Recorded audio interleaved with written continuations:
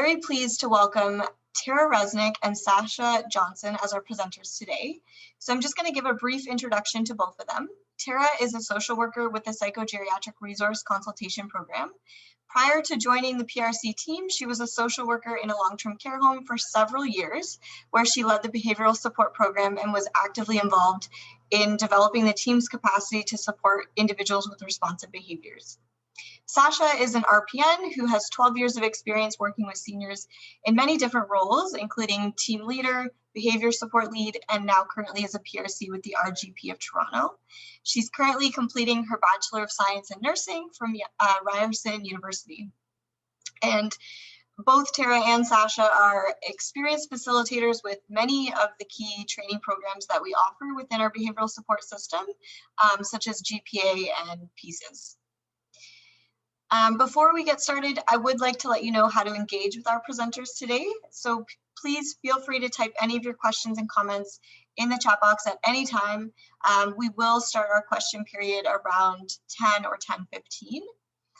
And a lot of people ask us, will we get a copy of the slides and a recording of the webinar? And absolutely, we will be sending them out to the attendees, and we'll also post them on our website and YouTube channel. So now I would like to pass it over to Tara and Sasha to take us through the topic of delirium, and we'll talk to you guys at the question period. Okay, great. Thank you so much, Lindsay. And welcome, everybody. We're so happy to have you here today. I want to thank you for being here. We know how busy your day is, and we really appreciate you carving out this hour of your time to be with us. And I also want to thank all of you for the important and invaluable work you're doing to support older adults. So when we think about our roles in supporting older adults in general, they are rewarding and challenging, and even more so during this pandemic. So again, we cannot be more appreciative to have you here, especially at a time like this when we know the days are long and the time is limited. So just a little bit of housekeeping before we begin. So the slide deck will be shared with you shortly following the training. This webinar is also being recorded and will be posted on the RGP of Toronto's YouTube channel. So if you have colleagues who were unable to make it to the live session today, be sure to let them know that they can catch us on the YouTube channel. And also, if you have any questions, please remember to pop them into the chat box. There will be that opportunity for question and answers at the end of the webinar. We also recognize that there may be some more case-specific examples that may require resolution. Unfortunately, we're not going to be able to address those today simply because of time, but we do encourage you to connect with your behavioral supports in your facility, as well as your external supports, such as your PRC. So now we want to get to know you. We are going to launch some poll questions, and we're going to ask you to respond to them. So if we could launch the first question, please. Thank you. So we'd love to know what your role is within your organization.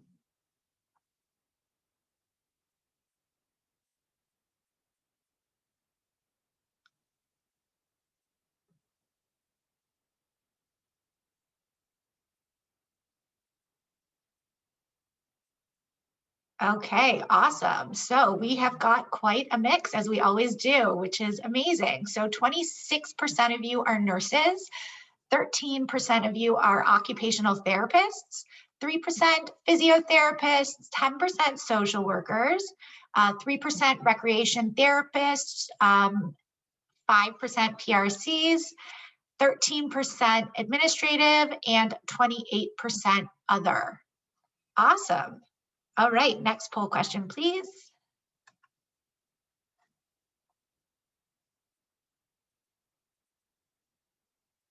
So we'd love to know as well how many years of experience you have working in the field.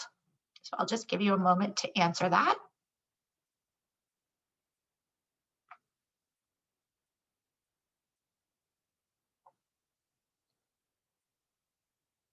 Okay, wonderful. So 23% of you have 0 to 5 years experience.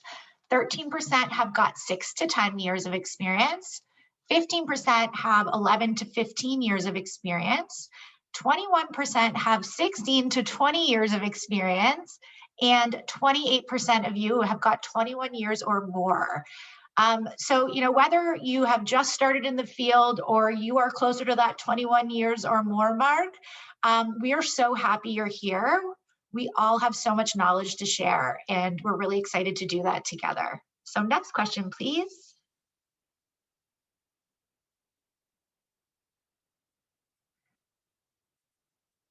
Okay, have you attended previous webinars in this series?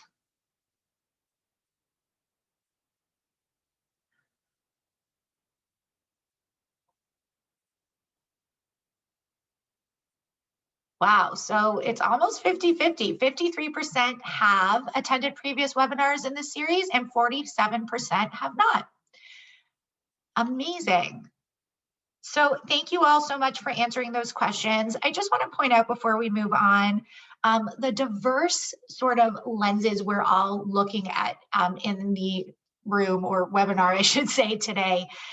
When we bring these multidisciplinary minds together is when the real magic happens. So again, I do encourage everybody to, share your thoughts or your questions in the chat box and engage with us, because when we're all together, we all learn from each other. So we will quickly go over our goals for today. So first, we're going to try to identify delirium as well as understand it. So some of us actually may have a pretty thorough understanding today, but you may find that there may be some new information. And for those who may be just venturing out into this topic, we hope that you find this to be really valuable. We'd also like to identify risk factors and causes for delirium, provide an overview of diagnostic tools, and learn how to support and manage delirium. So what is delirium? Let's dive in. It's really important for us to consider delirium in the context of behaviors. And we know that people with dementia have a predisposition to delirium and depression. And we know that there's also a little bit of diagnostic overshadowing between the three, which is why in geriatric psychiatry, you'll find that we often compare and contrast delirium, depression, and dementia. So we really want to highlight the differences and really focus in and do that deeper dive into delirium today. So we know that delirium is a medical emergency. If we don't identify the underlying cause for the delirium, we also understand that, it can be fatal. So of course, not to scare anybody, but just to really highlight the urgency surrounding diagnosing and treating whatever it is that's causing the delirium. For older adults with dementia, behavioral changes may actually be one of the few symptoms we see letting us know that something is happening medically with this person. So I often refer to delirium as that red flag. It's telling us that something's not right, and we need to investigate further. That's why it's also really important to know our patients, residents, or clients' baseline. Because a lot of folks who may be living with dementia, for example, may have behaviors at baseline, and it's when we see a change in those behaviors that's going to trigger us to query a delirium. So that's why it's also really important for us to understand the difference between dementia and delirium, because we know that both can result in changes to behavioral expressions. We know that delirium has an acute onset of confusion. We see inattention, fluctuations in levels of consciousness, disorganized thinking, and often, as we know, due to reversible medical causes. So that's the good news, is that it is often reversible. We also know when we sort of start to compare and contrast that dementia is a chronic condition. So it's not reversible and it is progressive. So again, if delirium is the cause for those behavioral changes and we do not recognize it, it's important to highlight again that it can be fatal depending on what that underlying medical or physiological cause is. So I often support staff, when in doubt, report it. And what I mean by that is it's human when we're not sure of something to sort of wonder, well, should I say something? Should I not say something? But I always say when it comes to delirium, if you are unsure, report it. The worst case scenario is the person doesn't have a delirium. That's literally the worst possible outcome of reporting it when you're unsure. And the best case scenario is we've just saved someone's life. So when in doubt, no matter what, if you are questioning whether or not the person is experiencing delirium, I would advocate to always report it. So let's talk a little bit about the DSM5 criteria. So according to the DSM, delirium is a disturbance in attention and awareness. It develops over a short period of time and represents a change from baseline, and it tends to fluctuate throughout the day. There's an additional disturbance in cognition, and these disturbances are not better explained by another pre-existing, evolving, or established neurocognitive disorder, and also don't occur in the context of a severely reduced level of arousal, such as coma. There's evidence from history that physical examination and laboratory findings are that the disturbance is caused by a medical condition, such as substance intoxication or withdrawal or medication side effect. So back to this idea of baseline behavior. At baseline, all human beings are different, right? We're all individuals, we all present differently. And this is true of older adults with healthy brains and older adults who do have brain disease. So it is so important to understand baseline. And while I recognize that dependent on your environment or where you work, your field, this may be more difficult or this may actually be easy. What we can always do if we are unsure of someone's baseline, so if it's a new admission in hospital or a new admission in a long-term care home, is engage loved ones, families, anyone who can really give us that historical context, that information that we need to better understand what the person's baseline behavior is. So that when the person exhibits that acute or sudden change from their baseline, we'll know that they may be in a hyperactive or hypoactive delirium. So that's that acute sudden change. This can happen in hours, this can happen in days, but I really want to highlight that because when we think of a delirium and thinking about this acute and sudden change, if I'm your resident patient or client and 4 hours ago I was at baseline and you see me now and I'm completely different, there's that sudden change in behavior, mental functioning, or cognition, that's when it's time to really query that delirium. So let's talk about the different types of delirium. So first we're going to focus on hyperactive delirium. So with a hyperactive delirium, we see that heightened arousal, restlessness, hallucinations, and that unwelcome behavior. There is a big difference between the two types of delirium. And what's interesting is we start to talk about hypoactive delirium is that oftentimes we miss hypoactive delirium. So for example, a resident or a patient or client who might typically be calling out may become lethargic if they're experiencing a hypoactive delirium and start to show lack of interest. And, staff, let's be honest, may actually celebrate this and finally say, oh, you know what? Tara has finally calmed down. This is great. But in reality, if this is a sudden and really significant change from my baseline behavior, then we need to ask ourselves why. Why has Tara suddenly calmed down? Why has Tara's behavior suddenly resolved? And again, it's that suddenly that we want to focus on. As we know, when we're supporting older adults with responsive behaviors, they don't just suddenly resolve. That takes work, that takes time, that takes assessment, that takes intervention. So when we are looking out for that hypoactive delirium, we want to look for lethargy, reduced motor activity, incoherent speech, and perceived lack of interest, so that apathy piece. And then lastly, we're going to talk a little bit about mixed delirium, and this is the most common. So this is a combination of the hyperactive and hypoactive deliriums that we just talked about. And if a resident patient or client does have a mixed delirium, then they're experiencing a combination of both. So you would see both. So what does delirium look like? it's important for us to talk about what it actually looks like. What do we look out for as staff? So the person is going to be more confused than normal. And again, I'm just going to remind us that we're looking for that sudden change in all of these things. The person is suddenly more restless.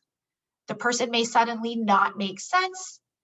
The person may start to see or hear things, so you may see some of those hallucinations. The person may become suddenly more forgetful. Maybe they suddenly have trouble concentrating. They may suddenly start to drift between sleep and wakefulness, and they may suddenly seem more withdrawn and slower than usual. And what we need to highlight again is that this is not normal for them. This is not their baseline.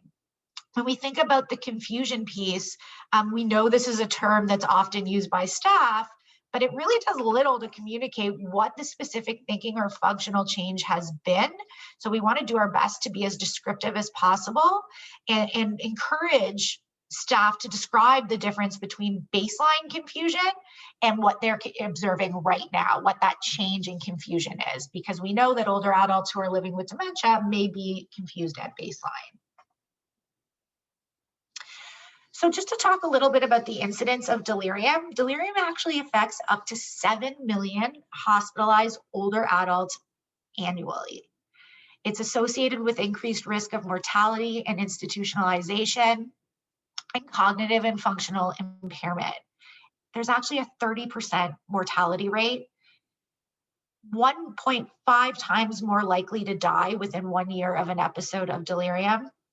We know that it contributes to increased length of stay, an increased risk of long-term cognitive impairment, and risk of long-term care placement. And just to quickly give you an example, a personal example, my grandmother passed away about 1.5 years ago, and I always think about this. She was cognitively well, at 89 years old, sharper than me on some days, and she had an upper respiratory tract infection, was admitted to hospital. And when I went to visit her the first day she was admitted, I'll never forget, I brought her chicken soup and I had asked if she wanted some and she said yes. And I turned around to prepare it and put it all together. And by the time I had turned back around, she was hallucinating. So there was nothing in her hand, but she was actually acting out drinking soup. So again, nothing in her hand, but holding something to her mouth, back down, to her mouth, back down. I knew she was hallucinating. I knew she was delirious, but because the staff didn't know her baseline, they jumped right away to a diagnosis of dementia. Thankfully, I was there to advocate and I was able to, better describe her baseline. But I always think about that because if I hadn't known their baseline and if the staff hadn't known their baseline, which how would they, let's be honest, she would have left with that diagnosis of dementia and probably been more likely to be admitted to long-term care when really she had that upper respiratory tract infection, which was causing the delirium. And once, the infection was treated, she returned to baseline. So I love to share that story when we talk about delirium because I think it's a really powerful one. So we're going to talk about predisposing factors for delirium. So being over age 65 is a predisposing factor, history of cognitive impairment, a previous delirium. When it comes to gender, male gender, poor functional status, sensory impairment, poor oral intake, substance abuse, polypharmacy, medication changes, comorbidities, terminal illness, urinary retention, unrelieved pain, and change in routine. So some postulate that it actually has to do with a lifetime of experiences, just thinking about the gender piece, because I'm sure a lot of you are wondering why. I know I sure did when I first learned this. And that is educational, occupational, and leisure lifestyle activities that are protective against cognitive decline over the life course, the latter of which is actually generally more among women. So just an interesting fact. And I'm now going to pass it over to Sasha.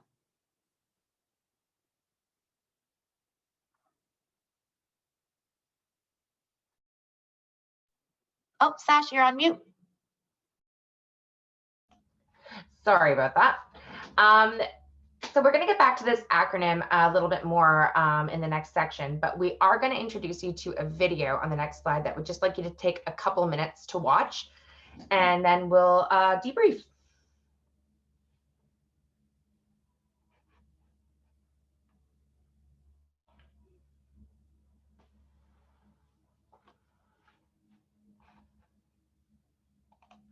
I want to leave. I want to leave right now. You can't right leave. now. Where's Mary? I want Mary. Look, Mary's right there. Mary's not here. It's just me. She is. She's Calm right down. there. I want to leave. I want to leave right now. Right now. We've got to see the doctor. Oh. Hi, Mrs. Andrews. Your mother has had dementia for some time now. Things just are not improving. Maybe we should be thinking about a nursing home. I know she's had dementia, but she wasn't like this 2 days ago. This is not my mom. Doctors and nurses often miss the diagnosis of delirium in older people and may think that confusion is due to dementia. Delirium is not dementia. It comes on quickly and is treatable. Doctors and nurses need to ask families, is this a change? For more information on delirium, please go to thisisnotmymom.ca.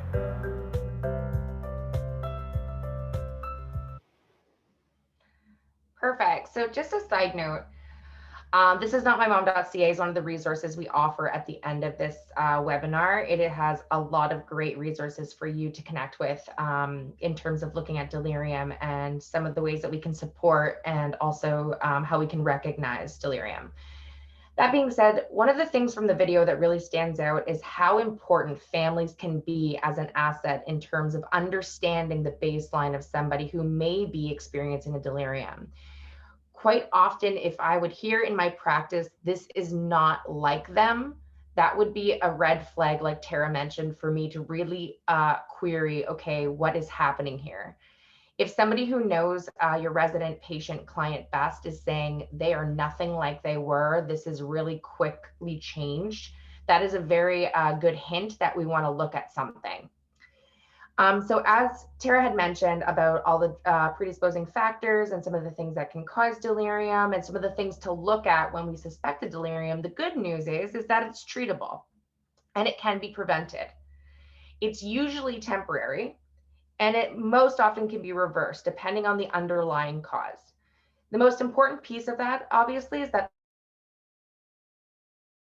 early detection and the recognition that will impact. So for example, if we're looking at something like very common, such as a UTI, urinary tract infection, if we note that it is a possible urinary tract infection, we can start treating with an antibiotic, and we should soon see some of those symptoms of delirium resolve based on that treatment. So if symptoms are left too long, unfortunately, that can cause impairments depending on what the underlying cause is. And as we've mentioned before, if it is left untreated, delirium can result in permanent disability and even death. So it's very important to kind of have our radar up for these types of things. So we do have a screening tool. So the screening tool that we will talk about is the Confusion Assessment Method, or more commonly called the CAM. And then we will also talk about the iWatch Death acronym that Tara had brought up, which talks about the underlying causes. So the Confusion Assessment Method is actually a very simple tool. It is the gold standard for screening and detecting delirium. And it is one of those, it's like a one-page paper. You kind of check off a couple boxes, and it's really quick in order to use. So what we're looking for is an inattention, acute change, disorganized thinking, and the level of consciousness. So in order to diagnose or have a positive CAN, you must have both inattention and the acute change, plus either disorganized thinking or altered level of consciousness. And the important thing to point out again is that it's different from baseline. If you have somebody who has progressed into their dementia, they may have baseline disorganized thinking. So we are talking about that acute change in disorganized thinking from baseline. So it's important just to recognize again that baseline level.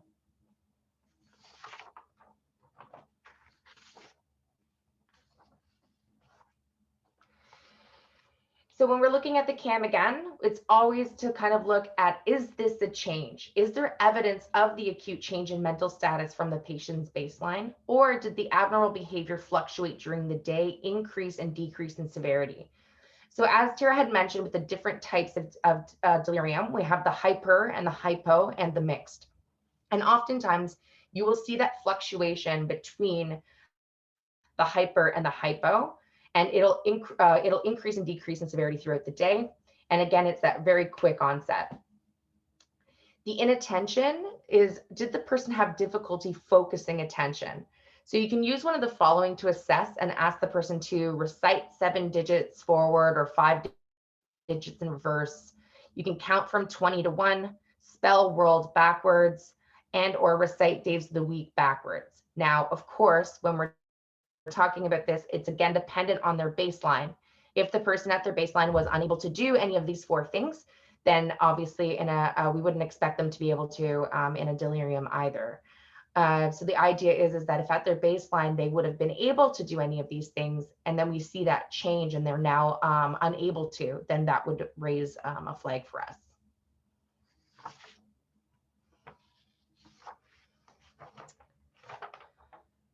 So the altered level of consciousness is that we would just rate the person's level of consciousness, again, distinguishing towards the baseline. Are they alert? Is that normal for them? Vigilant? Are they hyper alert? Or then going towards the hypo, are they lethargic or drowsy? Or are they in stupor? So they're difficult to arouse. Again, this is different from comatose. Comatose, we would be more concerned about something a little bit more severe, and we would want to make sure that we definitely get some sort of medical attention in that case. Feature 4 is the disorganized thinking. And this is the one I mentioned that oftentimes in practice, we might get a little confused as to how to mark this, because we're trying to think about baseline and what disorganized thinking we should use for that baseline. So we can use these different approaches to assess. And you can use this question approach, which is you can observe for 2 or more incorrect answers. Will a stone float on water? Are there fish in the sea? Does 1 pound weigh more than 2 pounds? And can you use a hammer to pound a nail? Again, this would be a little bit more appropriate for those who aren't further along in their dementia.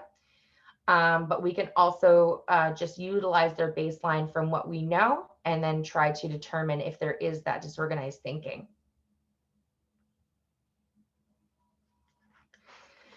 So the other fantastic news is that there is lots of ways that we can support the person with delirium. So if we know that somebody is in a delirium, or we're suspecting that there are some underlying issues that might be capable of causing a delirium, there are ways that we can intervene in order to kind of diminish some of those possibilities that would increase their discomfort. So first, we want to look at fluids and nutrition. So we can encourage and assist with oral intake.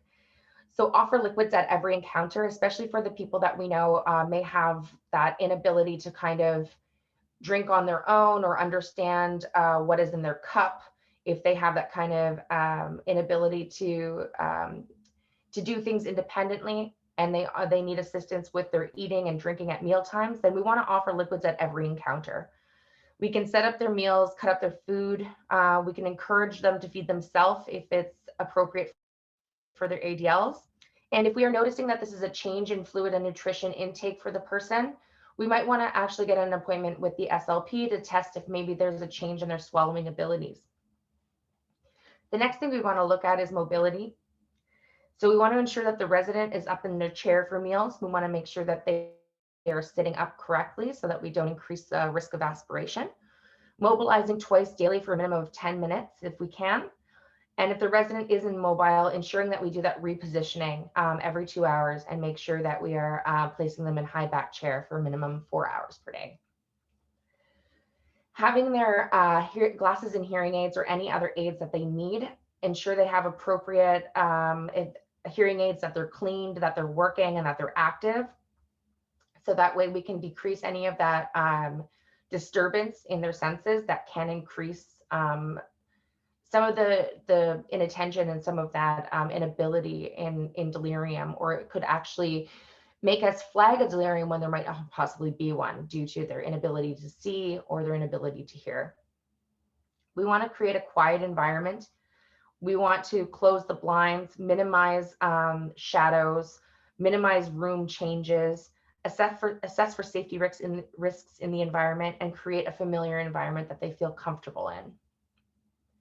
There's communication. So we want to communicate in a clear, slow, simple manner. Repetition may be needed and time should be provided for answers. And we want to frequently use the resident's name, not only as a reassurance, but also just to keep their attention. So going to reassurance and orientation provides orienting information. So the location, the date, the time, and identifying yourself and explaining what you're about to do in each situation and encounter. Toileting is a huge piece of this puzzle. We want to ensure that somebody has a toileting routine, monitoring their bowel movements and assessing their urinary retention or any other changes in their urine. We want to discontinue urinary catheters if possible. And we want to ensure that they have a healthy toileting routine. So finally, sleep. All of us know how we can be if we don't get enough sleep. So we want to ensure that the lights are on during the day. We want to minimize daytime sleep so that we can encourage them to be having a better night sleeping pattern.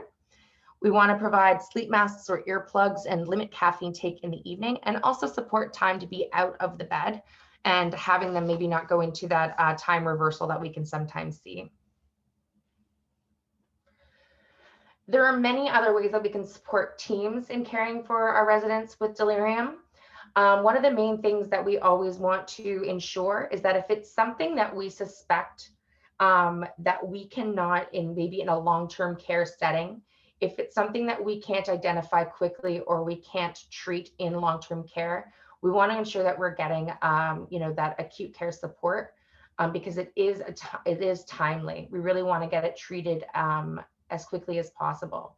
Now, that being said, there are things that we can do within different facilities and environments that can help to treat underlying deliriums. Again, if we have a UTI, we can always treat with an antibiotic. We want to look at their blood work. We want to make sure that we're getting all that investigative work. So it's really a wraparound team support. It is multidisciplinary, and it takes the team to kind of be the ones to really be on board throughout the whole process. So the first part is we always want to know how to report change and how to identify change in our patients, clients, and residents. So encouraging team members to report change in the person with dementia right away. So, having a great talk about delirium with your teams, having all of your team members know what are the signs and how they can report change to the people that they need to get that information to. We want to make sure that it's reported clearly and that it's documented clearly. And we want to support the teams with the use of the CAM to screen and any other tools for possible causes. If we do have a positive CAM, a great thing to go to is the iWatchDeath acronym. That can provide you with some steps in what to look for and what might be causing that underlying delirium that maybe we didn't think of. So it's a really good guide to kind of check off those different items to see if that could be contributing to the delirium. You want to document your findings from your screening tools. This is also going to help not only with getting any orders that you will need from the physician, but it is also going to help with your documentation about, at the end of shift for all the things that happen throughout the day.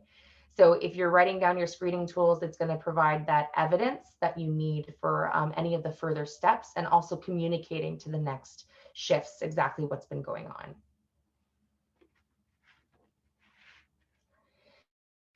So as we mentioned, we want to alert the doctor. We want to get the doctor on board and get the necessary tests ordered. And treating the cause of the test comes back positive, no matter what that might be. So if it's a vitamin deficiency, if we're looking at an upper respiratory infection, or again, a UTI, if it's, we're looking at dehydration, if we're looking at any of these things, we want to make sure that we're treating it as soon as we get that evidence for it. We want to monitor the resident for improvement following treatment. And we want to support teams with the strategies aimed at preventing delirium. So all of those things we talked about, the food and nutrition, the keeping the person on a toileting routine, the monitoring, the mobility, making sure sleep is intact and how they have a good sleep routine. All of these things can really support with preventing a delirium from happening.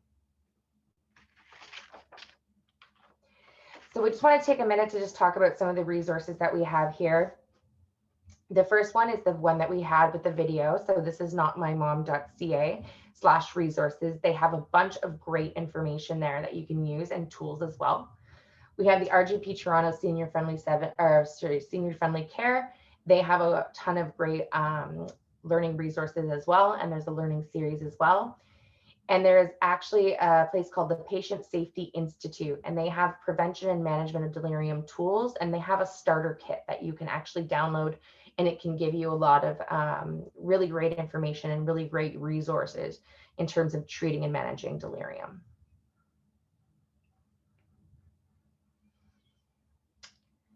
And with that, we are going to turn it back over to Lindsay, and we'll see if we've got some questions from the audience. All right. Thank you so much, Tara and Sasha, for sharing your expertise on delirium. You know, one of the key messages that really stood out for me while you guys were talking is that, you know, delirium is an acute, sudden change, and it's a medical emergency. And, you know, medical attention should be taken immediately if we suspect this, but also that it can be reversible if it's treated right away, which is really great news. So we do have time for questions. I'm just going to remind everyone to type their questions in the chat box and change it from the to selection to all panelists and attendees so that we can all see your questions. We did get one while you guys were talking. So the first one is, how challenging is it to identify delirium in older adults with severe psychiatric conditions? So, it can be challenging, but again, the idea is you want to get to know the person's baseline, whatever that is for them, whatever that looks like for them, whatever that means for them. Once we know the baseline, then we're better equipped rather to see that sudden or acute change. And that's what will alarm us or trigger us to query a delirium. I don't know if there's anything you want to add, Sasha? Yeah, so one of the biggest things about the change or the difference, I guess, in identifying delirium from mental illness is the frequency and the acuity.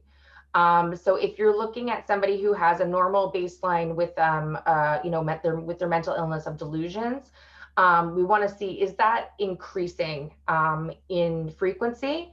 And is this something that was a quick onset in terms of how exasperated these delusions are? But it can absolutely be tricky. It is one of the things that in literature they kind of say is one of the harder ways to identify is if there is an underlying psychiatric disorder, because you can have psychosis in delirium, but you can also have psychosis in schizophrenia. So a lot of those different, the symptoms will overlap. So you'll see these different, the same thing in both of them. But again, it's that quick onset and the frequency change. I hope that helps. Yes, okay.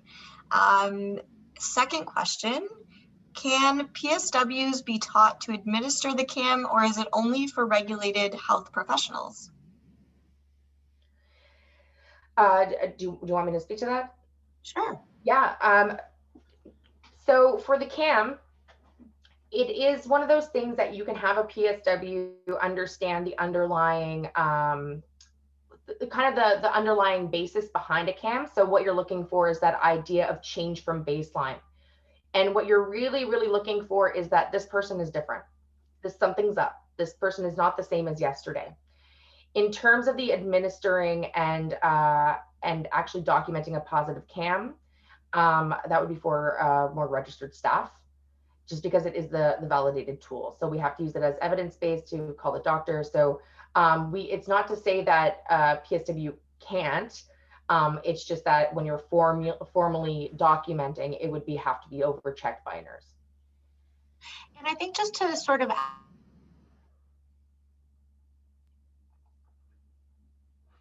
Oh, hello?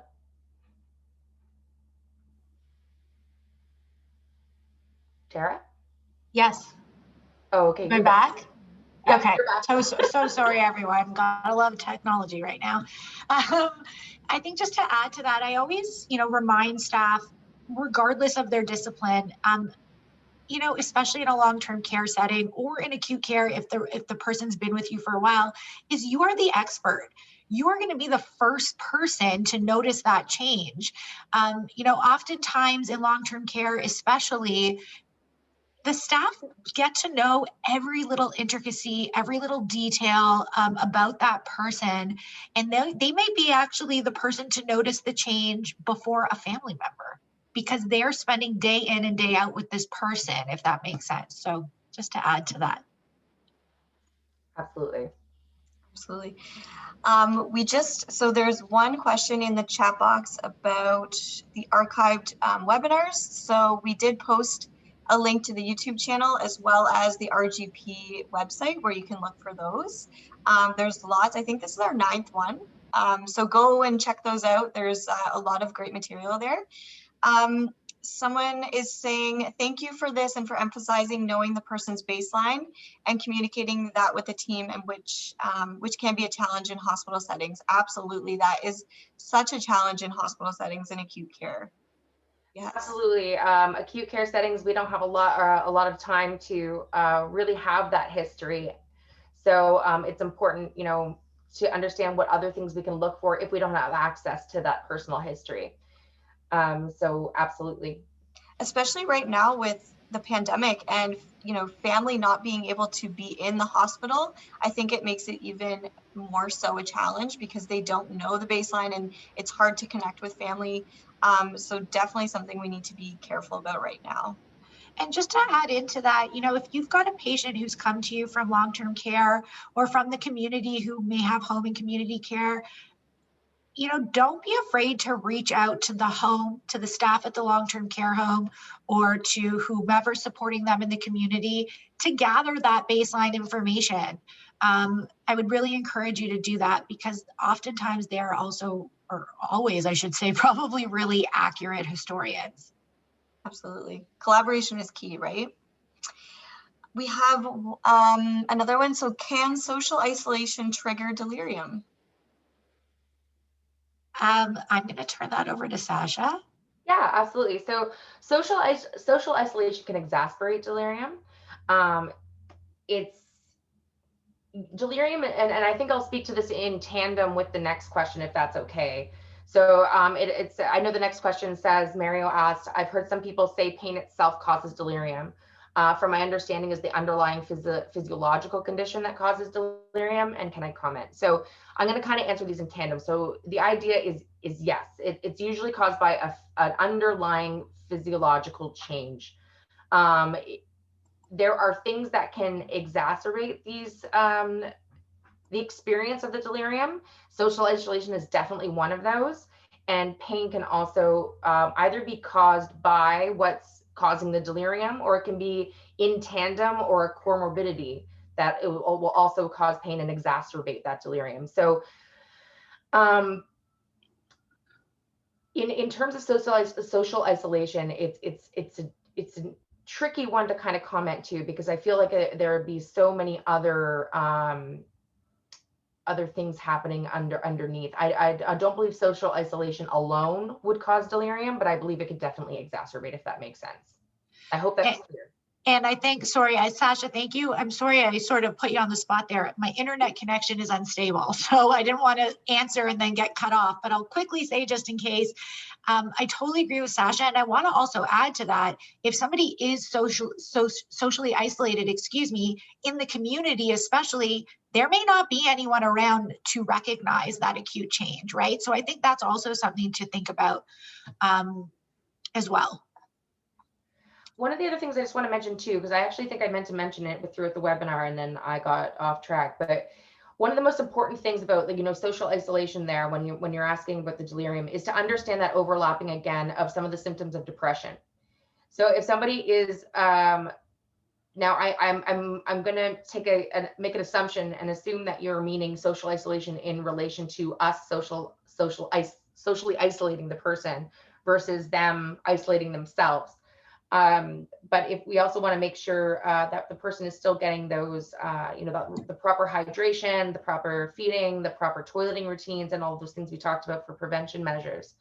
So that way, in either case, if we have to socially distance them or if they're starting to socially isolate themselves, and make sure we're looking at those overlapping symptoms of depression and delirium as well. Such a good point. All Any right. other questions? We don't. Sandra's saying thank you. We did have one question. Do you have any suggestions for managing sudden escalations of behaviors when delirium is suspected, but physicians refuse to treat them? Yeah, so, okay, oftentimes when we have a little bit of pushback from our team players, especially physicians, it's oftentimes because we're not providing the appropriate evidence. And I don't mean that as in, we haven't done the work. I just mean it's how we're presenting the situation.